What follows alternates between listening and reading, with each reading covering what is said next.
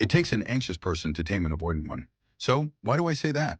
To start, anxious and avoidant types are often intensely drawn to each other. From the perspective of their attachment styles, their behavioral patterns and personalities are almost perfectly complementary. The anxious type is bursting with energy, while the avoidant is independent and stable. Each sees in the other a missing piece of themselves. They hit it off immediately, a seemingly perfect match.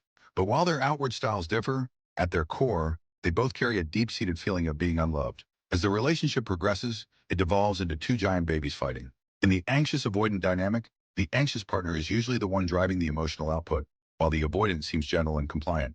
The avoidance appeal lies in their strong boundaries and non-confrontational demeanor. The anxious partner, on the other hand, is attractive for their lively, open nature. When they meet, it's like looking in a mirror and seeing their own vulnerabilities. To be blunt, they're both in love with a fantasy, an idealized version of the other. They aren't in love with the real person, but are seeing them through a filter. Avoidants are far more calculating than anxious types. They have a keen sense for danger. When an avoidant senses the anxious partner's deep need for reassurance, a demand they feel they can't meet, their defense mechanisms instantly activate. They sever all emotional connection and become incapable of empathy. Why?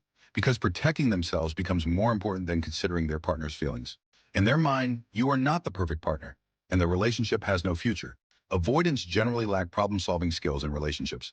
For them, dating is primarily an act of self-preservation, but the anxious partner's filter remains firmly in place. They are still stuck in the beautiful fantasy from the relationship's early days, dreaming of spending their life with the avoidant. They tell themselves, they're so wonderful, just misunderstood. If we just communicate better, we can fix this. They desperately want to return to the honeymoon phase.